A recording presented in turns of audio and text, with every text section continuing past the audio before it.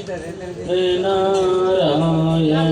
लक्ष्मी नारायण नारायण नारायण श्रीमन नारायण नारायण नारायण लक्ष्मी नारायण नारायण नारायण श्रीमन नारायण नारायण नारायण। ओ श्री लक्ष्मी नारायण भगवान की जय।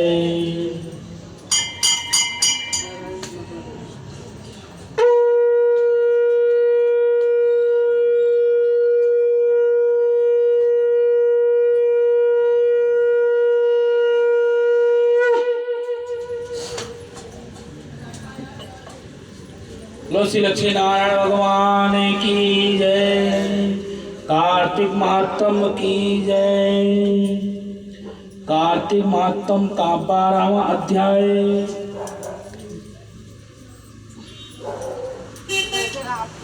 बोलो श्री लक्ष्मी नारायण भगवान की जय। श्री नारद जी कहे, तब जलंधर को अपनी खोज में आता देख करके इंद्र आदि सभी देवता भय से कंपित होकर के वहां से भी भाग निकले। भागकर वहां बैकुंठ में भाग करके विष्णु भगवान के पास जा पहुंचे। फिर देवताओं ने अपनी रक्षा के लिए उनकी स्तुति की। देवताओं की उस दिन उसी वाणी को सुन करके करुणामय सागर भगवान विष्णु ने उनसे कहा, देवताओं तुम भय से को त्याग कर दो, युद्ध में मैं शीघ्र ही जलंधर को देखूंगा। ऐसा कहने के साथ ही भगवान विष्णु गरुड़ पर सवार होकर के तब देवताओं सहित उन्हें युद्ध क्षेत्र में और प्रयाण करते देख करके समुद्र तन लक्ष्मी के नेत्रों में जल भर गए और उन्होंने कहा, हे नाथ, यदि मैं सर्वदा आपके प्रिय हूँ तो भक्त हूँ तो मेरा भाई आप द्वारा युद्ध में कैसे मारा जा सकता है। इस पर भगवान विष्णु ने कहा, यदि तुम्हारी ऐसी ही इच्छा है तो हे प्रीत है तो मैं उसे अपने हाथों से नहीं मारूंगा, परंतु युद्ध में तो जाऊंगा ही, क्योंकि देवताओं ने मेरी स्तुति बहुत किया है। और ऐसा कह करके शंख चक्र गदा पद्मधारी भगवान विष्णु गरुड़ पर सृजन करके शीघ्र ही युद्ध में उतर गए। उस स्थान पर पहुंच गए जहां पर जलंधर विद्यमान था। वह विष्णु के तेज से अपराजित देवताओं सिंहनाद कर रहे थे और कहने लगे, फिर तो अरुण के अनुज गरुड़ के पंखों से प्रबंध करके वायु से पीड़ित को दैत्यों को घुमा घुमा के मारने लगे, जैसे आंधी के बादल आकाश में घुमाते हैं। तथा तब वह वीर दैत्यों को पीड़ित देख करके जलंधर ने क्रोध में होकर के भगवान विष्णु को अद्भुत वचन कह करके उन पर कठोर आक्रमण कर दिया। यहाँ से आगे की वार्ता वह स्थिति की संपत्ति से स्मित होगा। बोलो श्री कृष्ण भगवान की जय। श्रीमन नारायण नारायण नारायण नारायण नारायण लक्ष्मी नारायण नारायण नारायण श्रीमन नारायण नारायण नारायण। श्री लक्ष्मी नारायण भगवान की जय। अब हम आपको कार्तिक की एकादशी की कथा सुनाएंगे। रामा एकादशी है आज। युधिष्ठिर जी कहने लगे, हे भगवान, कार्तिक कृष्ण पक्ष की एकादशी का क्या नाम है, इसकी क्या विधि है, इसके करने से क्या फल प्राप्त होते हैं, सो आप कृपया करके विस्तार पूर्वक मुझसे कहिए। तब श्री कृष्ण ने बोले, कृष्ण पक्ष की एकादशी का नाम रामा एकादशी है। यह बड़े बड़े पापों को नाश करने वाली है। इसका महत्व आपको और तुम्हें सुनाता हूँ, ध्यान पूर्वक सुने। हे राजन, प्राचीन काल में मुचकुंद नामक एक राजा था। उसकी इंद्र के साथ मित्रता थी और साथ ही यम, कुबेर, वरुण और विभीषण के साथ भी मित्रता थी। वह राजा बड़ा ही धर्मात्मा, विष्णु भगवान का भक्त, न्याय के साथ राज्य करता था। उस राजा के एक कन्या थी जिसका नाम चंद्रमा था। उस कन्या का विवाह चंद्रसेन के पुत्र शोभन से के साथ हुआ था। वो एक समय वह शोभन ससुराल के शोभा से घर आया और उन्हीं दिनों में जल्द ही में पूर्णादि रामा एकादशी भी आने वाली थी। जब व्रत का दिन समीप आया तो चंद्रमा को अत्यंत सोच उत्पन्न हुए देखकर, मेरे पति बहुत दुर्बल हैं और मेरे पिता की आज्ञा का अति कठोर है। द्वादशी को राजा ने ढिंढोरा पिटवा दिया। सारे नगर में, राज्य में यह घोषणा कर दी कि एकादशी को भोजन कोई नहीं करेगा, ना ही करना चाहिए। ढोल की घोषणा सुनते ही शोभन को अत्यंत चिंता हुई और अपनी पत्नी से कहा जाकर के कि हे प्रिय, अब मैं क्या करूं? मैं तो किसी प्रकार भी भूखा नहीं रह सकता हूं। ऐसा उपाय बताओ कि जिससे मेरा प्राण बच सके, अन्यथा मेरे प्राण अवश्य ही चले जाएंगे।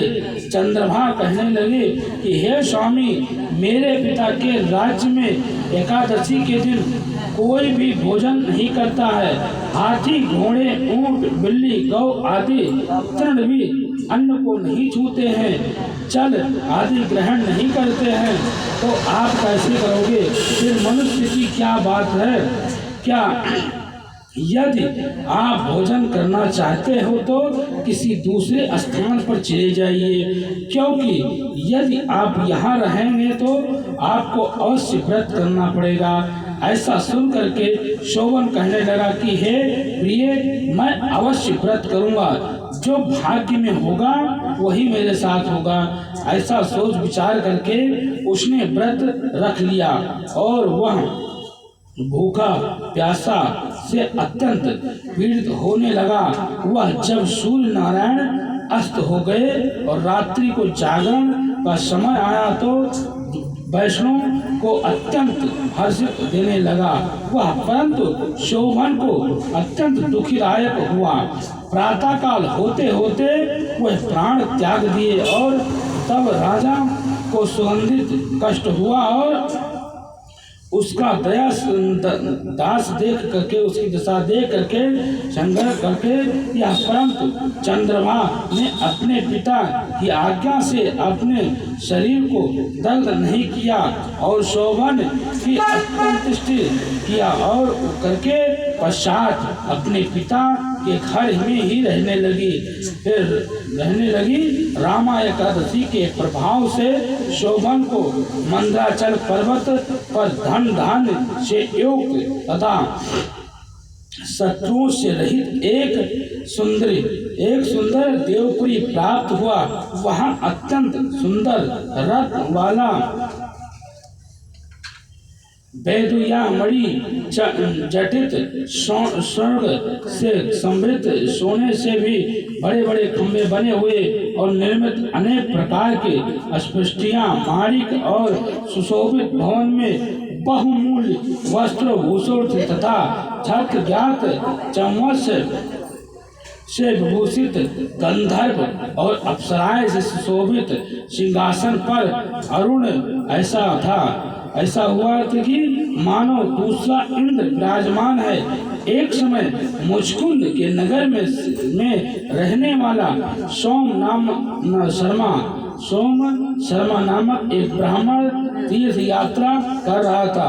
घूमता घूमता उधर जाके निकल पहुंचा और उसने शोभन को पहचान करके यह तो राजा का जमाई है, यह उसके निकट गया और शोभन की उसको पहचान करके अपने आसन पे से बैठ करके उठ करके उसने उसके पास जा करके देखा तो प्रणमय करके प्रणाम करके और प्रश्न किया।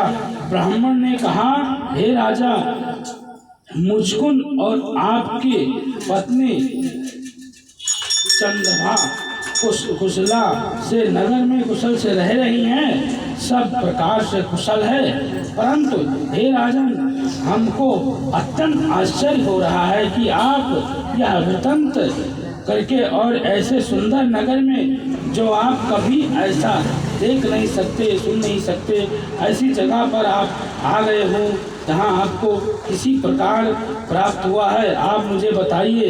शोभन बोला कि कार्तिक कृष्ण पक्ष रमा एकादशी का व्रत करने से मुझे यह फल प्राप्त हुआ है, परंतु यह अस्थिर है कि यह स्थिर हो जाए, ऐसा उपाय कीजिए। ब्राह्मण कहने लगा कि हे राजन, यह स्थिर क्यों नहीं होगा और कैसे नहीं होगा? स्थिर हो सकता है, यह आप बताइए, फिर मैं अश्वमेध यज्ञ कर सकता हूँ तो अवश्य ही करूँगा। आप जैसा कहेंगे वह उपाय बताइए मुझे। मेरी इस बात को आप मिथ्य ना करें और समझिए। शोभन कहने लगा कि मैंने इस व्रत को यदि मुझकुंद की कन्या चंद्रमा को यह सब वृत्तांत कह दो तो यह स्थिर हो सकता है। ऐसा सुन करके उस श्रेष्ठ ब्राह्मण ने अपने नगर में लौट करके चंद्रमा के सब वृत्तांत कह दिया। ब्राह्मण के वचन सुन करके चंद्रमा बड़ी प्रसन्नता से साथ ही ब्राह्मण से कहने लगी, हे ब्राह्मण, यह सब बातें आपने मुझे प्रत्यक्ष कही है, आपने देखी है ये सब, तो यह सब स्वप्न तो नहीं है, बात कह रहे हो तो सत्य है।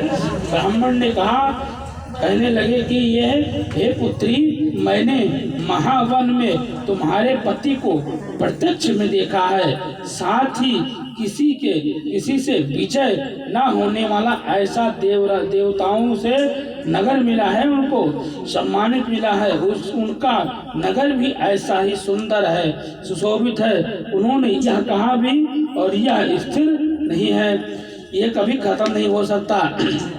जिस प्रकार वह स्थिर रह रहे हैं सो उपाय करना चाहिए। चंद्रमा कहने लगी, हे प्रिय, हे विप्र, तुम मुझको वहाँ पर ले चलो, मुझे पति देवता को देखना है, उनके दर्शन करने हैं, तीव्र लालसा हो रही है मुझे।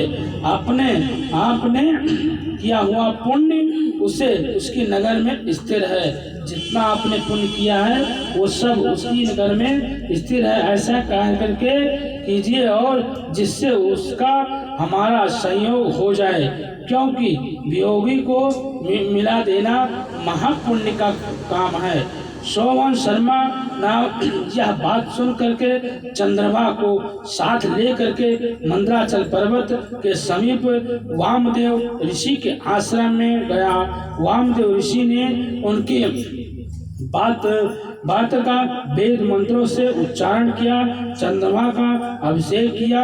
तब वह ऋषि के मंत्र के प्रभाव से एकादशी का व्रत से वह चंद्रमा का शरीर दिव्य हो गया और वह दिव्य गति को प्राप्त हुई। इसके बाद वह बड़ी प्रसन्नता हो करके साथ ही अपने पति के समीप रहने लगी और अपने प्रिय पत्नी को आता देख करके शोभन अत्यंत प्रसन्न हुआ और उनको बुला करके अपने बाईं तरफ बिठा करके चंद्रमा कहने लगी कि हे प्राणनाथ, आप मेरे पुण्य को ग्रहण कीजिए। अपने पिता के घर में जब मैं 8 वर्ष की थी तब से मैं विधि पूर्वक एकादशी का व्रत और श्रद्धा पूर्वक करती रही हूँ। इस पुण्य के प्राप्त से आपका यह नगर स्थिर हो गया है तथा समस्त कार्य पूर्ण हो प्रलय काल अंत तक इस पर चंद्रमा दिव्य रूप से धारण कर सके। दिव्य आभूषण और वस्त्रों से सुसज्जित हो रहे हैं, हो करके अपने पति के साथ रहने लगी। हे राजन, यह मैंने रमा एकादशी का महत्व कहा है। जो मनुष्य इस व्रत को करते हैं उनका ब्रह्म हत्या आदि समस्त पाप नष्ट हो जाते हैं। कृष्ण पक्ष और शुक्ल पक्ष दोनों की एकादशी समान है, इसमें कोई भेदभाव नहीं है। जो दोनों को पढ़ते हैं अथवा सुनते हैं वह समस्त पापों को छूट करके वैकुंठ लोक को प्राप्त हो जाते हैं। इस प्रकार एकादशी का महत्व का 23वां अध्याय समाप्त हुआ। फलाहार कैसे करें? इसमें केले का सागर में और केवल केला और उसमें बनाए हुए पदार्थ फल मेवा सेवन करना चाहिए। श्री कृष्ण भगवान की जय। श्रीमन नारायण नारायण नारायण लक्ष्मी नारायण नारायण नारायण लक्ष्मी नारायण नारायण नारायण। और श्री लक्ष्मी नारायण भगवान की जय।